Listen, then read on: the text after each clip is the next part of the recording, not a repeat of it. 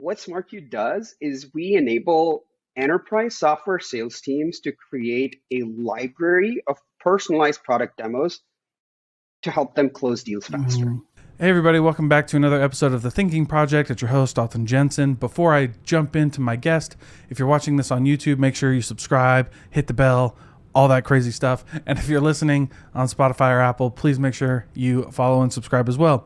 It helps the podcast grow, and the best part about it for you is it costs $0. So make sure you hit that subscribe, all that good stuff. And of course, you know the podcast isn't sponsored, but if you want to support the show and you're in sales or business development or business in general, you're starting out, wherever you're at in the process and you want to get better at sales and business development, join the Empathetic Selling Mastermind group that I have. All of those links are in the description below. I've curated over 4 hours of on-demand video, 20 plus scripts, the art of the appointment setting. So if you want a freelance job tomorrow, setting appointments for digital marketing companies or really anybody, go take the course and then start making tons of money from home. And with all that being said, let me introduce my guest for today, Robin Singhvi, who is the owner of SmartCue, which is a sales platform that helps you get better at demos. And actually, his story was fascinating as well. So I'm really excited to introduce you to Robin, and thank you so much for listening to the podcast.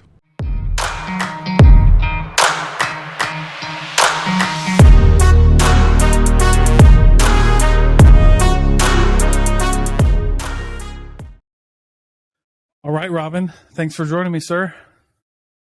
Thank you for having me, Dalton. Of course, man. So let me ask you this. We'll just start off with this. So how do you go from 0 to 1 as a SaaS founder? I know you have your SaaS product. It's tailored to salespeople. But creating a SaaS product right now is really huge. So how do you go from the idea to execution? Man, Dalton, I mean, you threw me a curveball right off the bat, but to be honest, I think everyone's journey is different, right? It depends on your product, depends on which industry you're in, whether you're doing B2B, B2C, whether, you're going into a blue ocean, whether you're going into a crowded market, right? Everyone's journey is going to be different, right? For me personally with SmartCue, we were going into an industry that I knew, right, which is sales enablement. I spent a number of years in the space. I lived through the problem that I was trying to solve. And so for me, I knew what I wanted to solve for, right? So that was, I think, a plus for me. The other thing is that when you're going to 0 to 1, and of course, this may be a cliche, but you really do need to do this, is do things that don't scale, right? So for me, it was that, okay, you know what? I think it's a problem, but is it really a problem? And how do you validate whether it's a problem?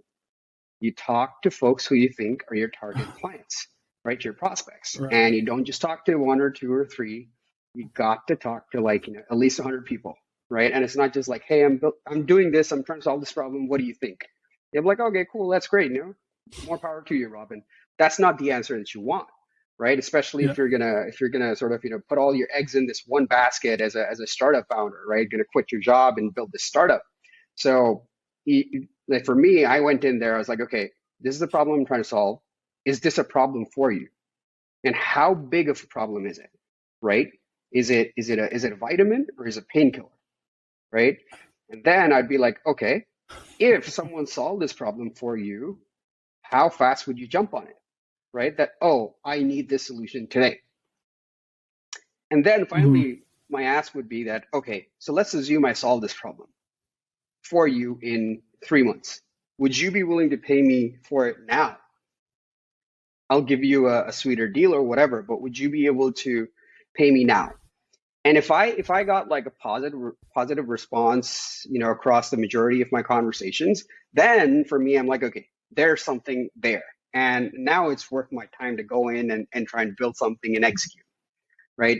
So that's how I try to approach it, right? Interestingly, I actually got my first client when I had just a Figma prototype of my product. Like I didn't even have a real product because I was like, this is what I'm building. What do you think? They're like, where do I sign? And I was like, wait a minute, let me draft up a contract because I have no contract, right? Yeah. And then, yeah, I mean, the rest is history. Like we just went from one step to the other. But yeah, honestly, I think it's just validating your problem, figuring out if it's a big enough problem, and then doing the work, right? Just putting in the hours and doing things that don't scale Yeah. to get you to from zero to one. I like that. And you mentioned one of the things that I kind of laughed when you said it, but I'm in sales. We all have to go through the validation process. And you Yeah. mentioned, is it a vitamin or a painkiller? How do you, Ooh, what answers are you looking for to determine if it's a vitamin, which I'm yeah, assuming is like a nice to have, or a painkiller, which is like, hey, we got exactly. to get rid of this tomorrow, right? What Exactly. answers do you look for to define the two?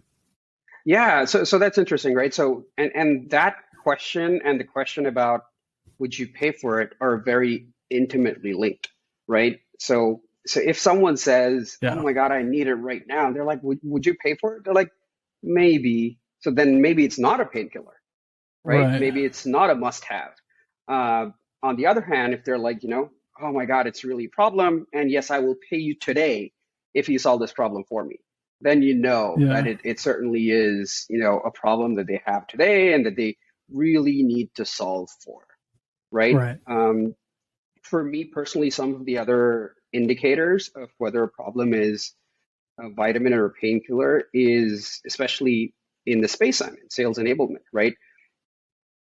Will solving my problem lead to an increase in sales or, uh, you know, saving me time or improving efficiency, right? If Yeah. it's either of those three, because I'm selling a product which is directed towards sales teams, then I know that, we're on the right track, right? Because that really is what it boils down to. And even those three, you can boil it down to two things. One is whether you're making me money or saving me time, right? Yeah. Because efficiency is related to time and then, increasing revenue. So if those are the two themes that you tend to hear most in those conversations, I would say that you're onto something that is definitely a painkiller. Hmm. Yeah. I like that because the paid question, the like, will you pay for it today question is huge, right? We all love, and I love that you're talking to 100 people. I've heard that number a few times when you're validating a product, like Right. 100 people, but like 100 people that like you don't really know, right? That aren't like friends and family, Exactly, exactly, because exactly. everybody will tell you that they love it and nobody will want to pay for it, Oh my right? God, so true. Yeah, And so true. so, where did you go to find the 100 people who weren't friends and family? So again, do things that don't scale. What I did was, I went onto LinkedIn, I went onto Twitter, I searched for hashtags, which is like sales enablement, product demos, sales readiness, and things like that. Hmm. Saw all the people who were posting about it, and went in and saw if those are actual salespeople or not, right? Or they're sales leaders, sales managers. Like looked at all of that and then started reaching out to them. I must have reached out at least 1,000 people, maybe a couple thousand, because not everyone's going to respond to you because all of us get all of these random DMs or LinkedIn messages from people who are wanting something. So they Hmm. just put in the work, get 15 minutes of folks' time, folks who don't know you, folks who have no sort of bias towards you or what you're doing, and then see where it goes. Like, I mean, I think you have to do that even after the 0 to 1 journey, right? I think Hmm. when you're because 0 to 1 means that there's a problem, and then when you need to go from 1 to 100 is when you're like on your way to finding PMF, which is product market fit, right? Uh-huh. And so this journey, I don't think ends ever, right? Right. As you Yeah. grow, you're trying to find different problems to solve and figure out again if the problem is worth solving for, and Right. if someone's gonna, really see the value in it. So yeah, I mean, those are some of the things that I did. Yeah, I love that. And let's talk about SmartCue. Yeah, I was doing some research. I've been in sales for a long time. I was in right. tech sales for like 2 years, doing the product demos over Zoom and all that good stuff. Yeah. So tell us like what SmartCue is and what problem SmartCue solves. Okay. So Perhaps a little bit of context or Okay. backstory Yeah. will help, right? So I came up with SmartCue because, like I said earlier, I lived through the problem. And for me, there were like two pivotal moments really in time that culminated into SmartCue. First is, I spent a lot of years in sales enablement. Back then it was just called sales training or sales readiness even. Sales enablement is this Yeah. new buzzy term, right? But my team and I, we would try all of these tools, these frameworks, these training sessions, and a ton of other approaches because one of our KPIs was to enable or train or ramp up our sales teams. And we tried all of these different approaches with mixed results, to be honest. And during one of these sessions, one of my reps came up to me and she said, Robin, all these tools, trainings, and frameworks that you're trying to force onto me are really asking me to change my existing workflow with no guarantees of success, right? But you know that sales folks live and die by the quarter. Tell me why you Yeah. think I would actually adopt these if they don't help me now. And Yeah. that kind of just blew my mind. That was a big aha moment. I was like, the fact that we're forcing our reps to change their way of working and not trying to like work with them within their existing workflows and make them more efficient, right? Yeah. Um, Yeah. and the second sort of pivotal moment was the pandemic, right? Hmm. Virtual selling is now mainstream because of the pandemic, and the problem with that is that now instead of being able to build a rapport, use their charisma to move a deal along potentially, the rep really has a very cold, impersonal, perhaps this 30-minute Zoom call to convince a buyer that their product or solution is the best solution. Right. Those two things were kind of the perfect storm for me to try and solve that problem. That hey, my conviction was, can we build something that allows sales teams to deliver product demos that were personalized to the buyer's pain point and worked with the reps' existing workflows so that we would have higher adoption and see a tangible impact on deal conversions, right? And so Yeah. SmartQ was born. The rest is history, right? So in a Yeah. nutshell, what SmartCue does is we enable enterprise software sales teams to create a library of personalized product demos to help them close deals faster. Hmm. Hmm. So when now Mm, demos have to be like super personalized, right? hmm For it to work, right? Because you Absolutely. got to be like, we're trying to nail down this particular customer's pain point and how we solve their problem. Now, Yes. I will say that like most people have the same problem, but they have a unique story behind how they came to this problem, and that's kind of what you're Yes. piecing together, right? As a salesperson, you're trying to piece this story that they have and the story that you're selling as well, right? So, but I'm curious on so are these like I did a little bit of research, I watched a couple videos, but are these like pre-recorded demos, or how do you or like when you say personalized, how do they become personalized, more Yeah. So personalized? that's a great question, right? So if we think of the construct of an enterprise sales team, right? Hmm. There's your frontline sales folks like the SDRs, the BDRs, or the inside sales reps. Then there's the Hmm. AEs. And then to support them, you have a whole cast of people, right? So whether it is sales Right. engineers or solutions consultants or folks from product marketing, right? Depending on the organization or the enterprise, there will be one of these two or three functions that owns the the KPI of enabling or training the sales teams, and as a Yeah. result, they own the creation of collaterals, decks, personalized demos, demo Hmm. libraries, sales playbooks, and what have you, right? And typically, there is some form of a sales playbook in most enterprise sales teams, right? The Right. Right. problem is that these playbooks are static objects living in some repository somewhere. And Yeah.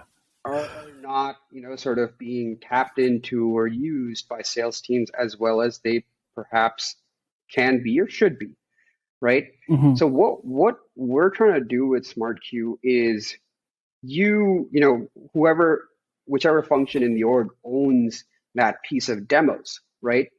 Takes all of their library of demos or demo playbooks or demo workflows or whatever you want to call them and Hmm. configures them inside of SmartCue, right? That, okay, you have whether you have demos by buyer personas, whether you have them by use cases, by industries, by geographies, whatever it is, right? I mean, whatever you're constructing, Right. SmartCue plays nice.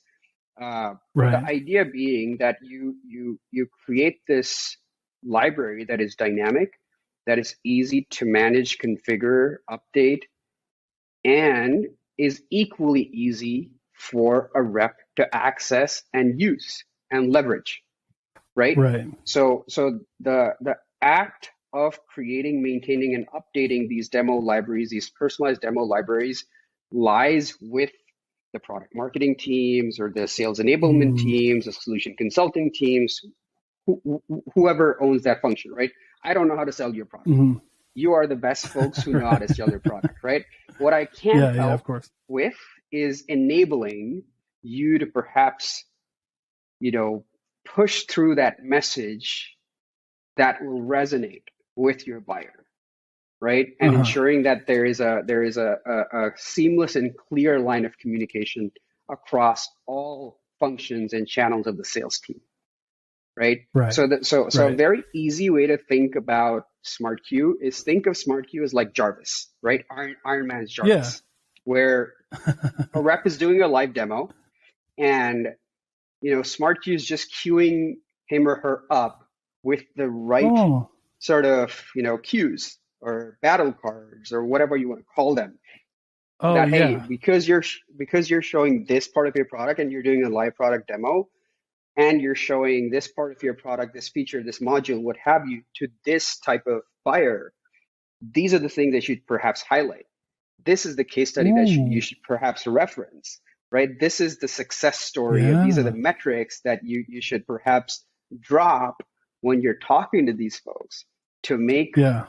the problem real, to make you come Yeah. across as more informed and Yeah. aware and empathetic to the buyer's problem, right? So Yeah. hopefully that helps paint a picture of how you can think about SmartKey and how we're trying to No. solve the problem.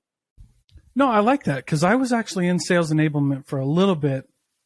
Yeah, Like I'm now like I thought that was really cool. I really love sales enablement, and I still think I might go there one day in yeah, that kind of route because it's really fun. Like it's really fulfilling for me to be like, hey, we are helping salespeople like reach their goals, hit quota. Because what I think the rep view data said something crazy, like 80% of sales teams like don't hit quota oh or yeah, something crazy yeah, like that. I mean, like right. hitting quota is a big deal, right? And so, like, Hitting how do quota is a you big close? deal. Yeah, Yeah, yeah, I like that. yeah, yeah, But yeah. and so, like, you go into sales and enablement, and yeah, I mean, I was there, right? There's a ton of, there's a ton of freaking, yeah, battle cards and like where are they at? Yeah, yeah, yeah, Even if they're in one place, now I got this open and I've got to try to dig, or I've got to yeah, like, and I know someone's sitting there going like, well, a good salesman will just prepare. And I agree with you, but we've all yes, taken calls last minute. We've all had the SDR slack us and been like, hey bro, I got a guy right yeah, now who wants a demo. You know what I mean? So obviously there's something for this, right? Like I don't want to keep right, digging around right. or building a personal slide deck. And having this is really helpful. What's the feedback you've gotten from like salespeople? Yeah, so it's been super interesting because um, we officially only launched this past September, and in the past Mm-hmm. 2 or 3 months now, um, we're getting some really good feedback. We've signed on Yeah. some paid clients as well, which is like I said at the beginning, like if someone's paying you, you're obviously doing Yeah. something right. Um, and we're seeing pretty decent usage numbers, and we're still Yeah. early on in our journey, and great feedback that we're getting that's helping us improve our product as well. But all in all, I'm really bullish about 2023 based on the feedback that we've seen and where we're headed, right? With our Yeah. product, with the things we have planned with our customers, with our partners, all really really promising signs. Yeah. I love that. And what about the sales leaders? Yeah, I mean, they love it the Yeah. most because let's consider the current state, right? Or the status Right. quo, which is that, Right. okay, as a sales leader, what I know is that my salesperson had 20 meetings this week, Hmm. right? What I don't know is during that meeting, how much time did my sales rep spend showcasing our specific product, Yeah. right? What I don't know is when they were showing our product, did they actually follow the demo playbook or not? Which Right. parts Oh of yeah. the Yeah. Yeah. product did they show or did they not show, right? Right. So, so sales leaders are like, oh my God, now it's not about control, but it's about feedback, right? It's like, okay, now I really start to Right. understand what is resonating with my target audience, which parts of my product are not getting as much traction as I thought they would get. And then Hmm. because of this feedback loop, I'm able to, in an agile manner, tweak my sales playbook, my demo playbook, so that I'm really zoning in on what's working best for different buyer personas, their different buying segments, right? So they Right. absolutely love it, right? Because we're enabling sales reps, but we're circling back all of this feedback and analytics and insights to sales leaders, right? And they use a bunch of these other tools like, for sales intelligence, like a Gong and a Wingman or what have you. And SmartCue Hmm. just, augments them really well because they do a lot of transcribing and this and that, and some intelligence baked in there. But we're telling them, hey, along with this conversation, this is how your actual product is being showcased to prospects, right? Yeah. This is where folks are spending the most time. This is where your prospects are showing the most interest. So, like that Yeah. information flows up to the sales leader. It then also flows down to product marketing because now what they know is that, okay, Mm. if these are the things in my product which have the most traction, that are resonating the most with my prospects, then let me go and change my messaging and positioning on my website and all of my other collateral to really just double down on that, right? Why Yeah. why spend time trying to throw darts in the dark when I have all this valuable data about what's really leading to conversions, right? So Yeah. so a Yeah. great side effect of that is now when you have this 360-degree feedback loop, now when you're bringing in MQLs, you know that they're much better qualified than previously because now you know that you're messaging folks with the right message and you're targeting the right people. So when someone fills out Yeah. a form or comes in, you know that they're really qualified, right? And primed to sort of convert. But yeah, those, Right. And I love that. yeah, Yeah, I love that because it's just, especially when you can communicate with the product marketing team or whoever, hmm right? Whoever does that in a SaaS startup, like yeah, having real data is like super important. And I think that as salespeople, like typically when we're communicating, it's a lot of like he said, she said, or yeah, maybe it's clips from a Gong software or something like that, or a Zoom recording or sure. something, right? But it's a lot better when you know like exactly where in the product and you can see it kind of in real time. I think that's pretty sweet. So tell us like the origin story, like what gave you that? I mean, obviously we've talked about kind of like the problem, but Yeah. when did you see it become a problem? What made you take the leap into doing your own thing, like stepping into entrepreneurship, all that stuff? So we spoke about it a little bit, right? And man, Yeah. Dalton, like you're a popular man. Your messages are blowing up here. Yeah. I know. I uh, don't know why. I'm trying to like silence them all. it's all good. It's all good. Yeah. So the origin really is that I've been in sales enablement as a solutions consultant, as a solution architect for 10 plus years. I've worked at a number of different startups of different sizes, but all of them selling to enterprises, right? Yeah. And I was joined at the hip with my sales team, so I was out there with them trying to crack these large, very complex deals. And the one thing that always stood out to me was, man, here are extremely talented, extremely driven sales folks. And we obviously have products and solutions that will solve the problems of our buyers.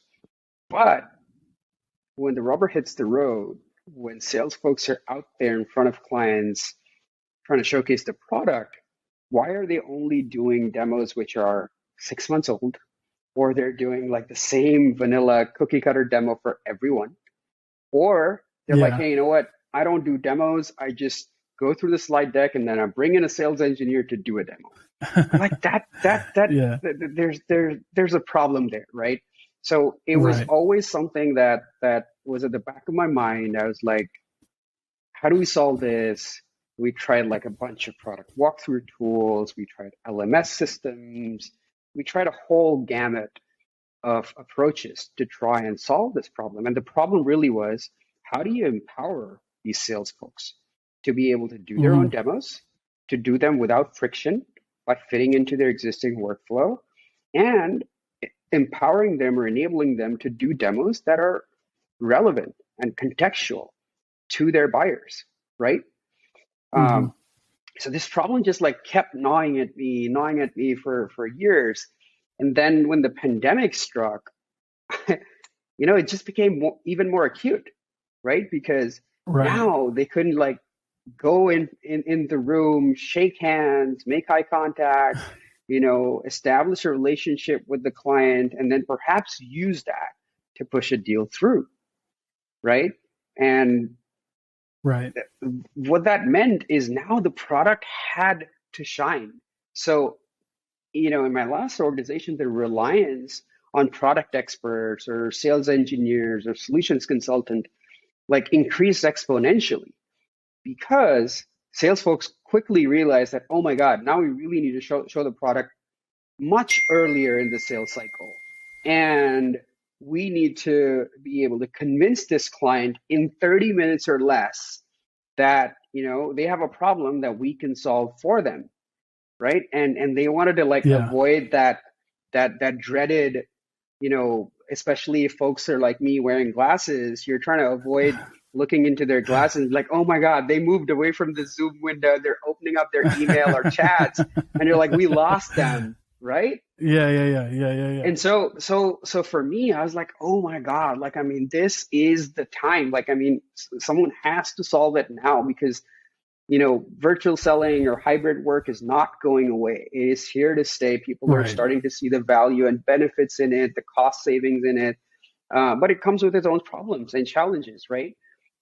So yeah, like I want to say, like right in the heart of the pandemic in like November of 2020, I quit my job. I was like, no, I have to do this, right? I took like 4 months to have those conversations with people, try and Mhm. validate the problem. Once I got that validation, that's when I started to build a little MVP, put it together with like duct tape, pretty much, and then went Yeah. out there, try to sell it to people, even sold some to people, then realized it sucks because it, Yeah. it, it was an MVP, right? So went back to the drawing Right. board, re-architected the whole thing, and then last September is when we launched on Product Hunt and put it out there for the world to see. And since then it's just been a upward and rightward trajectory, with Heck yeah. customer feedback, with investor feedback, with partner feedback. So yeah, that's been the journey so far. How did you feel selling the MVP? Like some people I know when they start, right, like I mean, you have to, like it's good. Like I Yes, don't think that's bad at all, right? Like get out there, not at all. start selling it, because if people will buy it, that means you're on the right track. Even if you have to like, work through it. But how was that for you? Like knowing that you're selling just, and not just an MVP, but you get what I'm saying, right? Like an MVP. Yeah. So it was definitely a learning curve for me, right? Because Right. while I was part of sales teams, I wasn't like a hunter or a pure play salesperson, right? So it was always hard for me to sell something that is not done.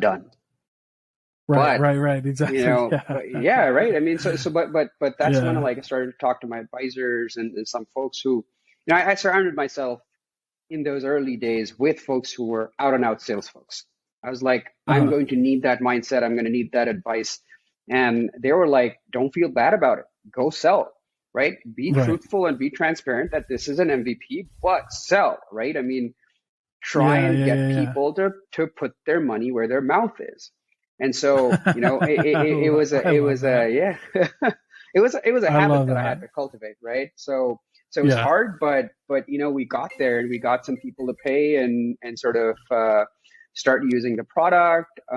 Like I said, it sucked, Yeah. but we got some great feedback. And I'm like, if we did not do that, if we would have just um, built, and then tried to sell, Yeah. we would have lost maybe a year before learning all those valuable lessons that we learned in like month 4, right? Right. I think, Uh, yeah, I don't, and that's the advice that I give people when they're like, yeah, but right. it's not perfect or this and that. And I don't know, I heard a really good piece of advice one time that was like, if your product is perfect, you launch too late. Like, and that's what I 100%. always, yeah, that's what I always like Yeah. tell people. I'm like, it's not necessary. Like we can figure it out along the way. And I like what you said is like, and what, and the advice you got from your advisors, which was like, be transparent, tell them what's going Yeah. on, tell them that it's an MVP. And when you explain to people like, hey, this is a new idea, this is what we're envisioning, the product is going through whatever, right? But if you stick with us, we're going to stick with it, and we're all going to get there in the end. And I think that's Exactly. how you pitch it, right? And people are like okay with that for the most part. Like Yeah. that's been my experience. It's like when you're truthful Right. and upfront with them, and there's no surprises. That's where you get in Mhm. trouble, right? As salespeople, when there's surprises, Oh yeah. Yeah. like good or bad Exactly. surprises. I don't like either one. Yes. Yes. I Because like agree. Agree. good surprises have sometimes backfired with me in the sense that oh hey, this is a good surprise, and then they're like, what else could be a good surprise, right? And we just like Yeah. get on this track. So I like to just lay it all out there, but no, that's how you do it. That's how you sell it, right? That's a Yeah. great way to. Yeah. I love that idea.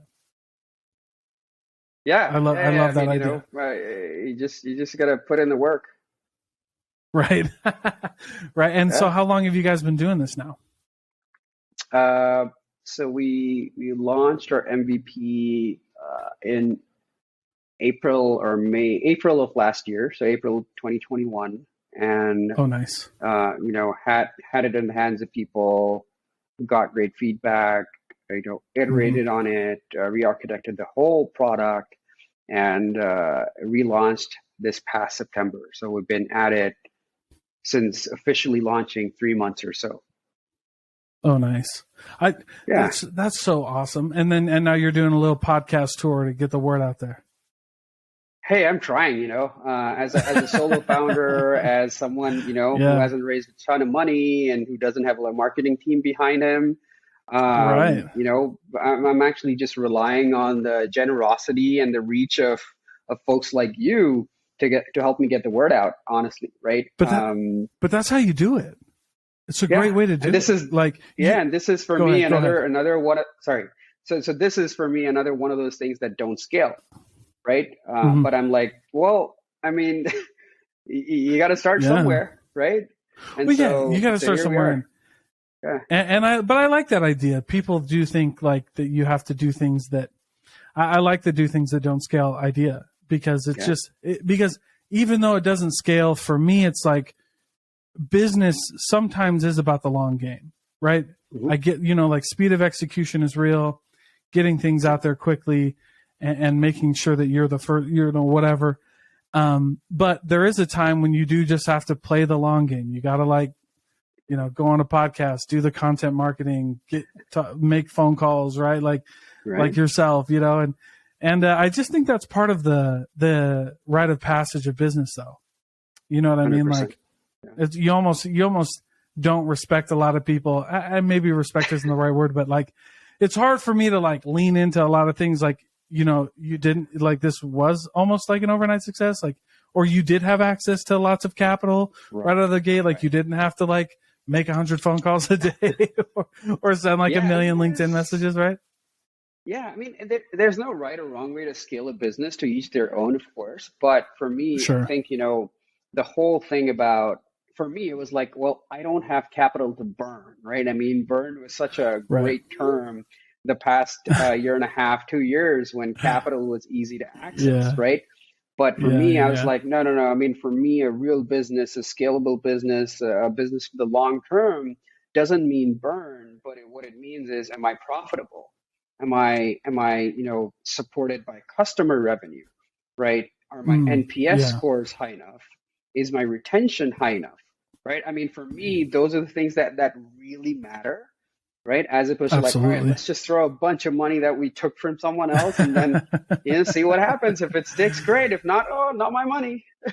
Yeah, I know. Isn't that the hard part?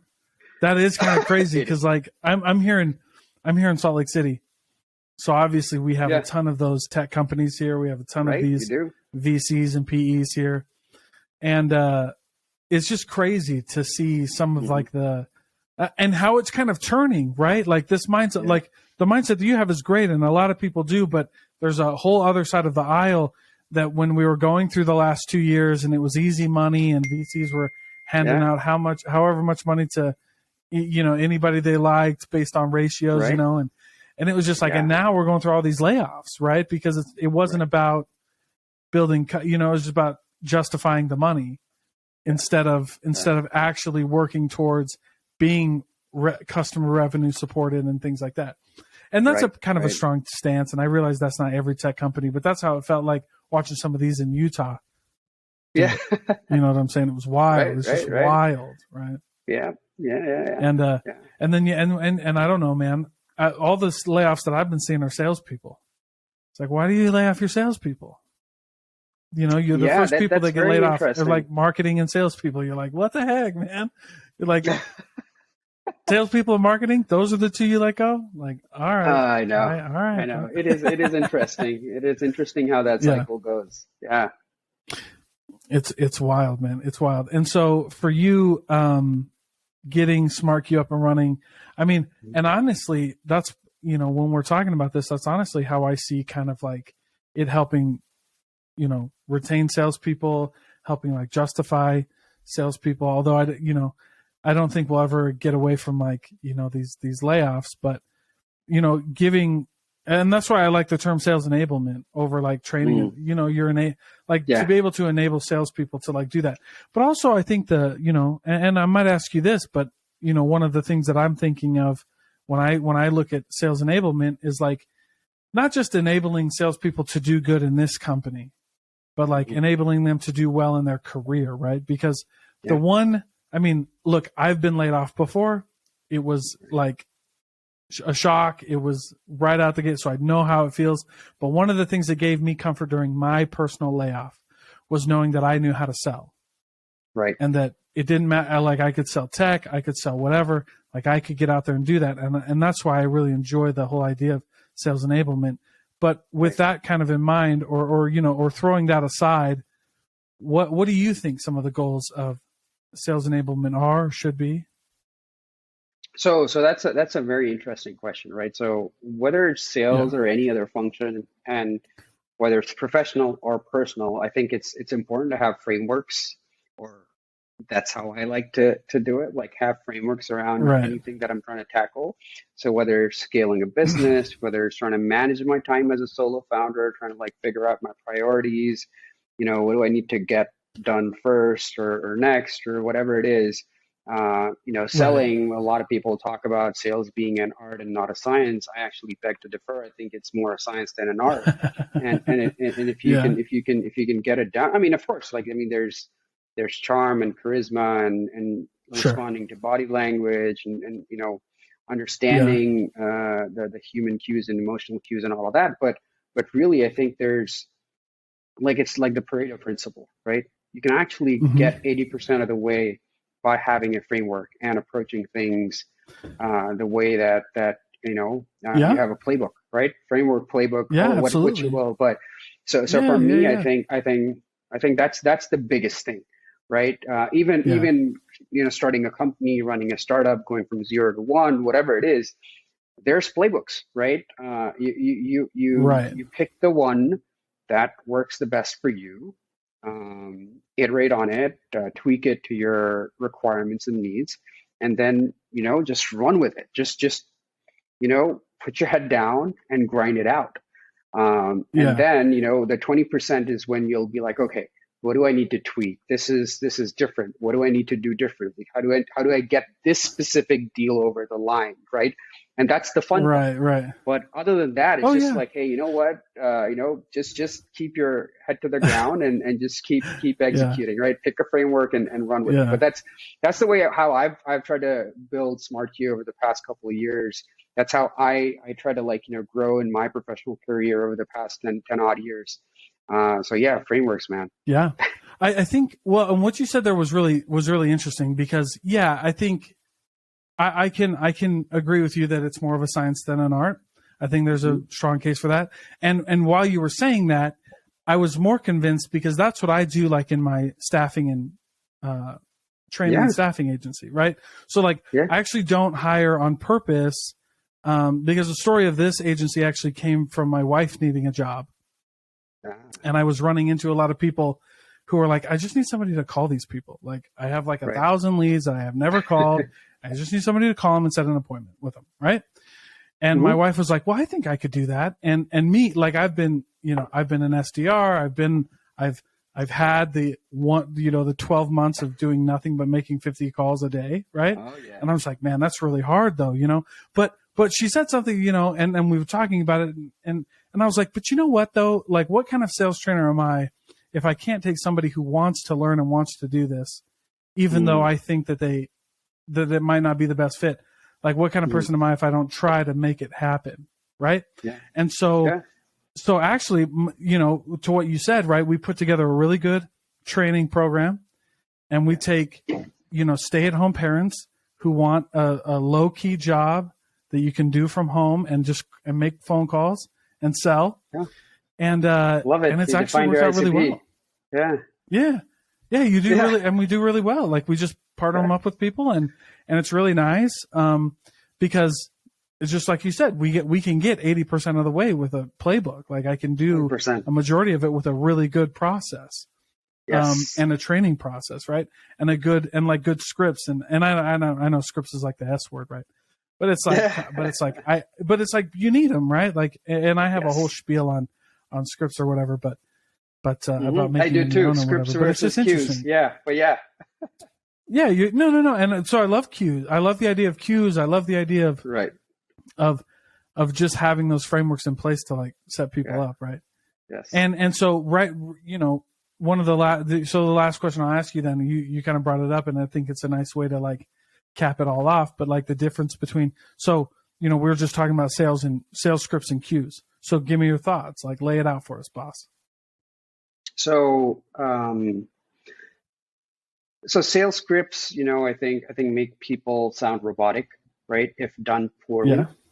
but if done Yeah. right, they help sales folks or anyone using a script really to get to their objective faster, right? Mm-hmm. Yep.